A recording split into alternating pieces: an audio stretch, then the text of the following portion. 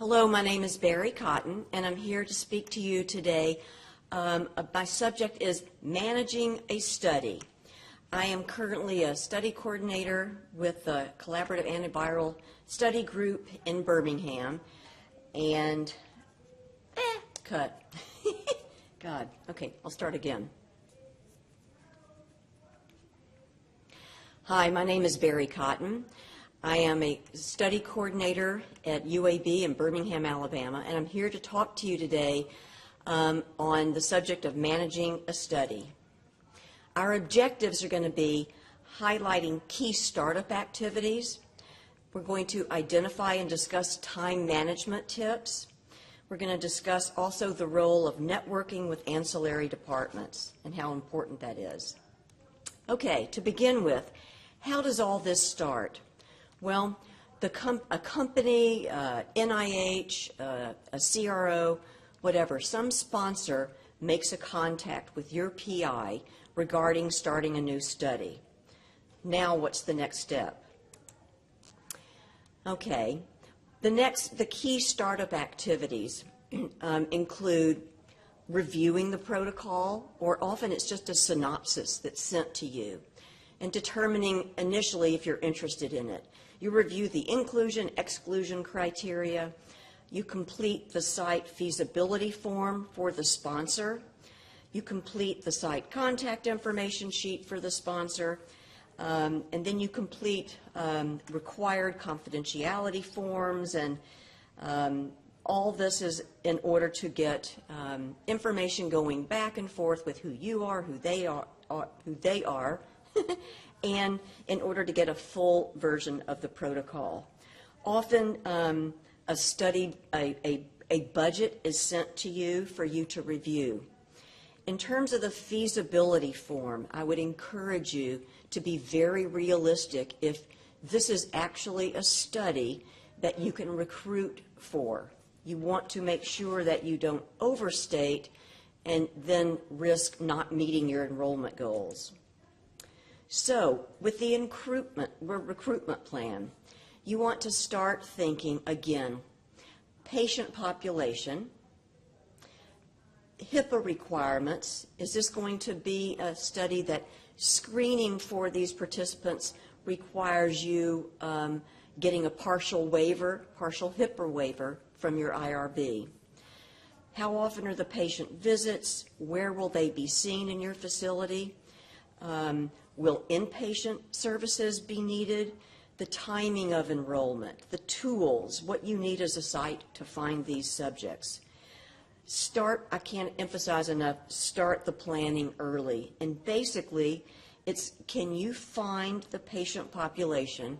And if so, how? With what tools and where? Financial feasibility is very important. Negotiating the budget. You guys are going to have someone speak to you on budget creation and budget negotiation, so I'm just going to briefly touch on a few things that I think are important for you to hear more than once. In every synopsis or protocol, there is what I call the study coordinator's best friend, and that is the schedule of events. The schedule of events gives us a picture of, as I said before, number of visits, number of subjects to be enrolled, thinking about what it's going to take to get this up and running. Administrative and startup costs have to be covered. What are the requirements at each visit? Does the PI need to be there? Does it require not a PI time? Labs? Procedures, all that kind of stuff. Will an echo be needed? Will an EKG be needed? Will you need the help of a phlebotomy team to insert an IV? Do you need to have the patient in a setting where you can start an IV? What AEs does the sponsor want you to capture? Are there SAEs involved in this study, or is it just a natural history and it doesn't involve that amount of effort? Does it involve physical exams? Sometimes there's a targeted physical exam, and your mind should be thinking, okay, how much of my PI's time or my time am I going to need for that study visit activity? Drug accountability, dispensing, those kind of things need to be thought about.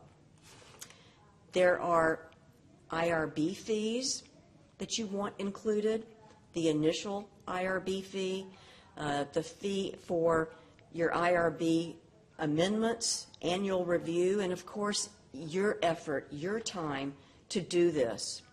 Your pharmacy, find out from your pharmacy what are their usual startup and dispensing fees.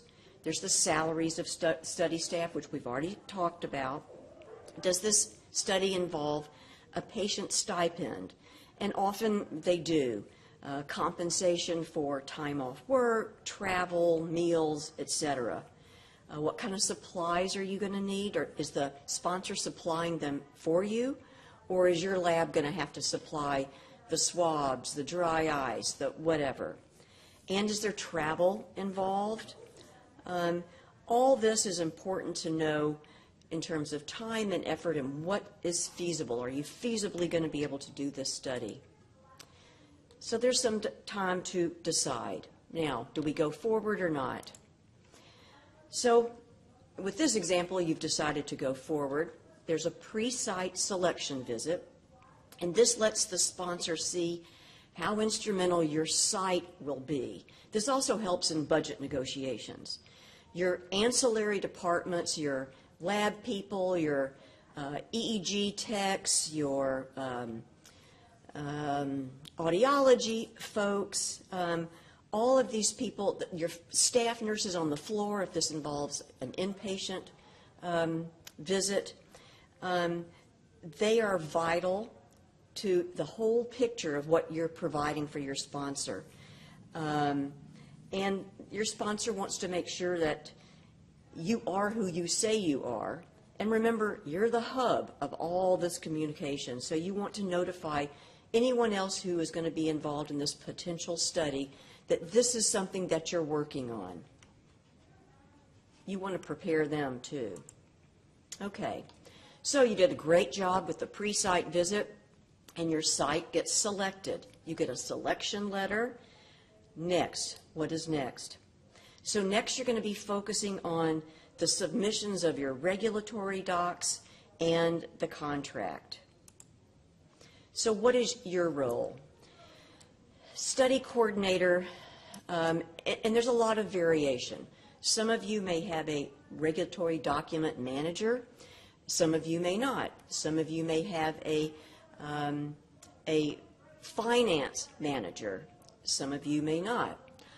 I don't. I wear all those hats. So we're going to touch on what your role, all the things that encompass what might be possible. First of all, you're going to start gathering all the required documents for the sponsor. And usually they provide a checklist, which is extremely helpful.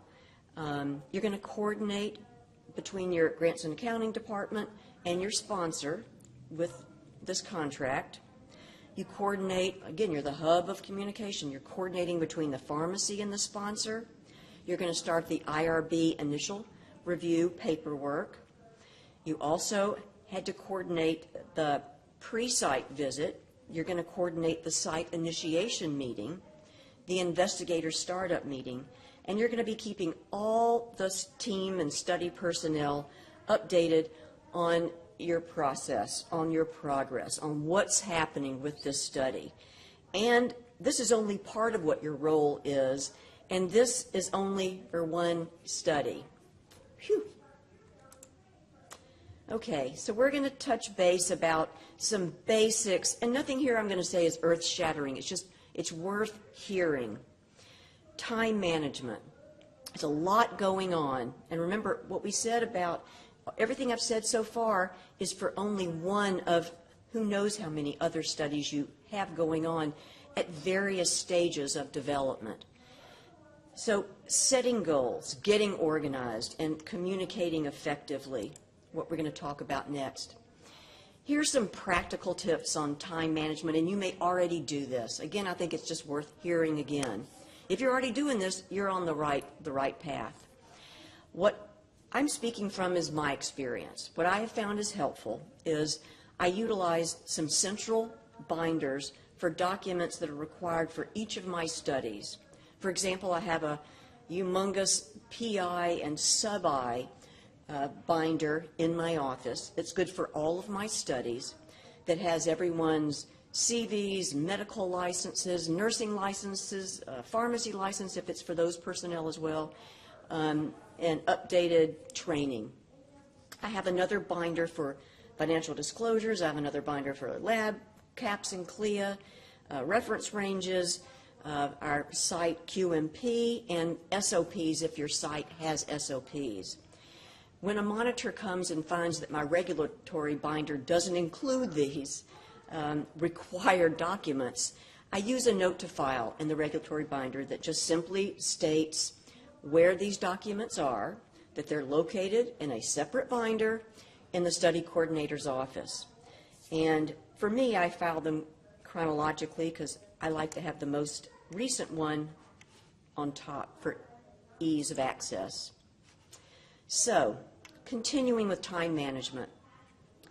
When I start a new study, I try to arrange it so that if there are documents that require signatures, like the site designee log, for example, that I try to get them at the same time. I send out an APB email, excuse me, telling all my team members, please come into my office today and sign this thing. And then, it doesn't always work, but I try to do that so that I can check that thing off my list. I also maintain my study documents electronically, so that and I store them in an easily accessible e-folder.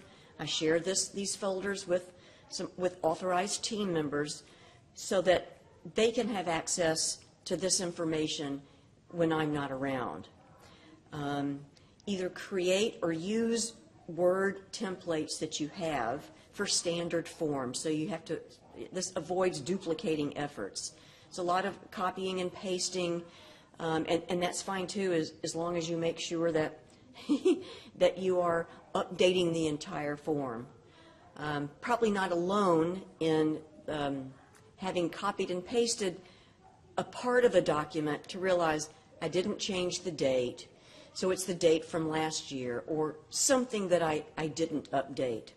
So creating templates saves a lot of time, but still be careful that you do update crucial information, like the date of today. I think I've already said this, but trying to have study team members complete required training tasks, if possible, at the same time. If everyone needs to have a certain kind of training in the lab, it is certainly a lot easier to arrange one time and everybody goes to the lab and does whatever the sponsor-driven training includes. Your local IRB or WIRB has a checklist, and checklists are your best friends, one of your best friends, besides the schedule of events. And this keeps you on task and helps you to not leave anything out that's necessary. Good time management, having a checklist. Okay, the investigator meeting and the site initiation visit. This could require a couple of days of travel. These meetings most recently have seemed to be less travel and more webinar kind of formats, but there are things that you can't do in a webinar, and so often it requires at least a day or two of travel. So this means days that you are out of the office, so you need to manage your staffing needs around this. Just briefly, for those of you who have never been to an investigator startup meeting, the PIs must attend. It's a good idea if you can get enough money from the sponsor to include as many sub-Is as possible. I have found that the more sub-Is that can go with the PI, or the more study team that can go with you to the startup meeting, the better invested they are in the study, and it really affects successful enrollment.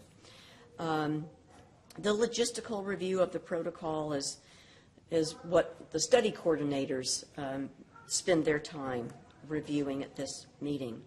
Then there's the continuing education that is usually protocol specific or sponsor driven. Case report form completion. I think most of us are now dealing with electronic case report forms and entering data into EDES systems. Sponsors will usually provide a link for us to have training for their specific data entry system.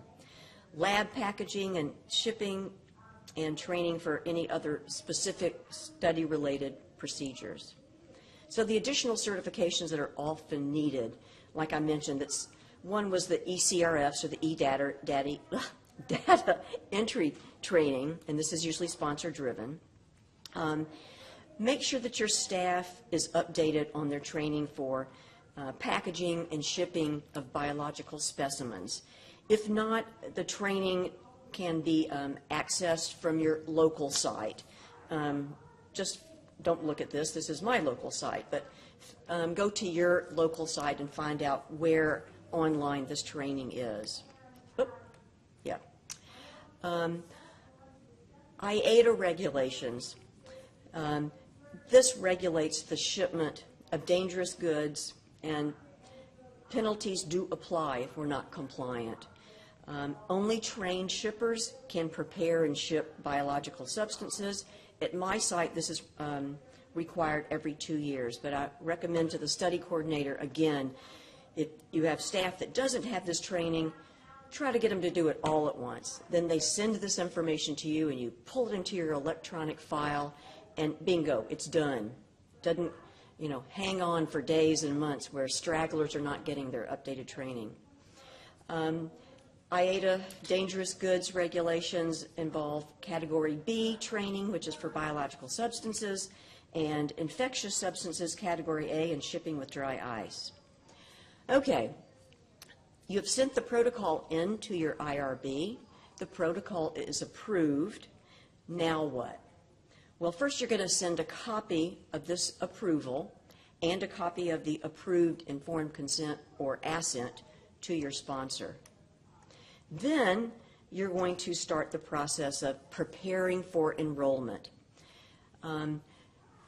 You're the person who is going to, again, be in the hub of communication to the whole team. So get a time where you can train your staff, including the ancillary departments, depending on the protocol. The sponsor usually will initiate a training session. So make sure that as many people as possible can be there. It's at a time when your doctors and your sub-Is and PIs and everybody can be there. Review your recruitment plan. What was it that you said you were going to do? How were you going to screen for your subjects? Who was going to be helpful in the methods that you were going to use to screen? So just make sure that that is in place. This plan may have sounded good, and it may even look good on paper, but make sure that all your ducks are in a row. Make sure that your accounts for billing of your labs and office visit facility billing and all that kind of stuff is in place. And this was something that you started when you were doing your budgets. And everybody probably has someone at their facility that they contact to get study research lab prices. Okay, preparing for a patient visit. We don't have to be as cuckoo as this cartoon depicts. We're going to be prepared. So remember, we're talking about one maybe of several protocols, and protocols enroll differently.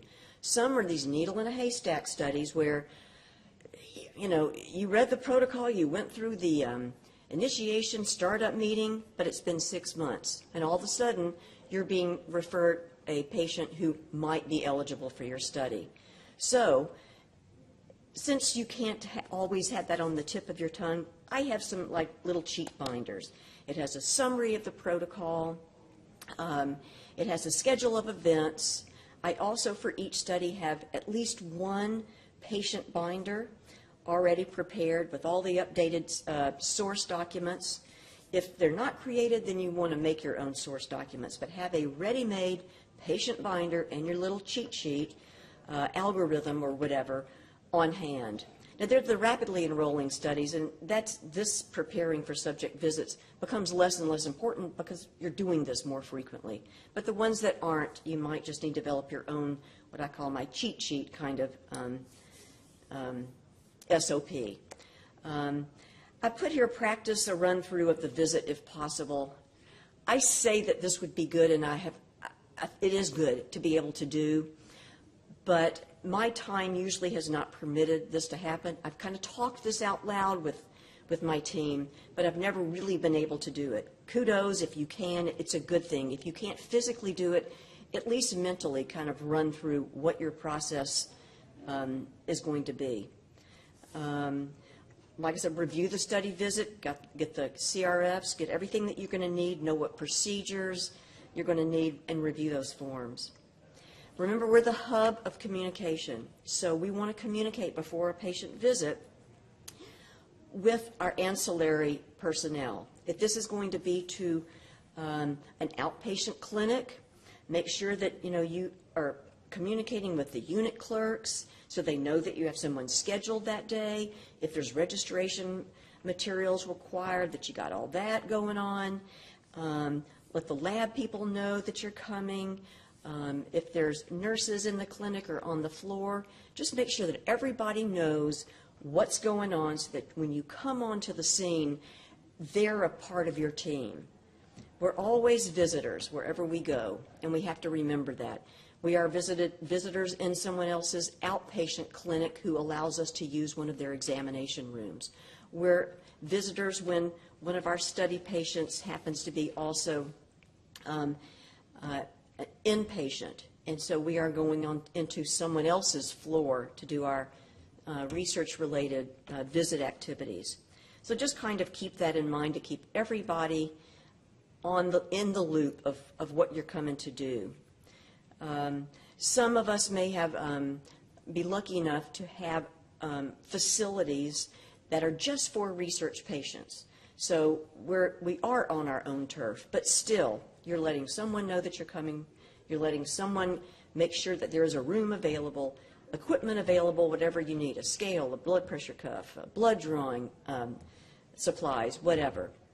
You also want to make sure that the research patient is going to make their appointment. So make sure that there's a reminder in whatever form you do, letter, email, phone call, or all of the above. Managing the maintenance of essential documents. There are protocol amendments, and we notify the IRB. We get approval for these amendments. We don't change anything that we're doing until it's been approved. We notify all the key personnel of the updates to the protocol as soon as they're approved, and then we assess, does this affect the consent? Some updates are clerical and really are administrative and don't affect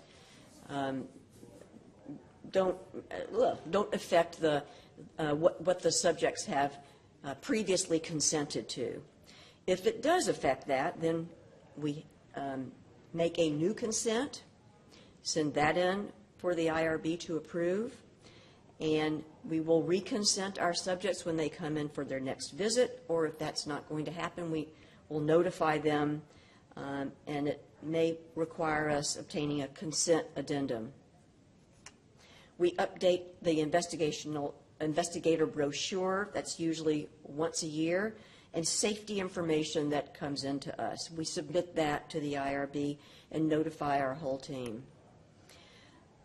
Annually, medical licenses for the PI and sub-Is, nursing staff, whatever, that needs to be reviewed and submitted to your sponsor.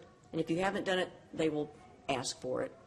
Again, I get this stuff, I get it electronically, so when I have everybody's stuff, I just send this in an email to my sponsor. CV updates, the general rule has been 2 years for industry studies, 5 years for NIH studies. With your labs, there's the annual CAP and CLIA, and the update to the normal labs are usually every 2 years. Essential meetings. The timing of regular meetings may be sponsor-driven. Some sponsors don't require. Some do. Some require a weekly meeting. Some require a monthly meeting, whatever. But that will be protocol-specific.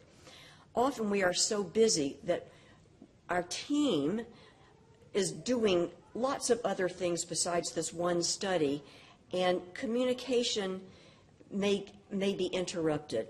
So a meeting gives us face-to-face time to share and discuss if there are any study-related issues that need to be creatively powwowed and issues resolved. It may be that we realize we need to delegate some tasks, and these ideas that come up in a group, they share. We're more productive that way. Okay. What we want to do is we want to make research flow. We don't want to interfere. Remember, we're guests. So what do we do to make research and clinical care flow? I mentioned this before. We create a team. There's the PI, there's us, the coordinators, there's the clinic nurses, staff nurses, there's the sub-I, the pharmacist, all our ancillary people. We want to include them in any kind of email notification so that everybody gets updates. We want to educate the floor personnel, the nurses on the floor, the nurses in the clinic, as to what we're doing in their space. And we want to encourage them to, give us feedback. Last time you were here, it was really a problem because you spent too much time getting vitals, whatever. Those are kind of things that we want to resolve early in the study. We want them to welcome us and maintain a good, healthy relationship. So our pharmacists and our lab people, they are a very important part of a smooth running research study and team. The sponsor, usually we have information from them on who to contact. So if there's ever a doubt, is this patient eligible for enrollment, or you come to a question that you think we need to go to the sponsor. They are paying us to do this. What do we need to clarify something about what's going on with a certain research subject. Anyway, we get a list of who to contact, and that's one other thing that we're responsible for managing. Okay, finally, we're coming to the end. I'm just going to review the role of the research study coordinator. So there's some pre-study things that we're doing. Remember, we're submitting to the IRB. We're working on setting up billing accounts, working on the budget, contract. We're coordinating with the ancillary staff for any protocol-required procedures. We're educating and including the ancillary staff in what is going to be happening with us and what we're doing with the study. We are arranging and managing for site visits and preparing for pre-study meetings. Then the study opens. So we are recruiting and consenting. We are doing everything we can to maintain patient safety.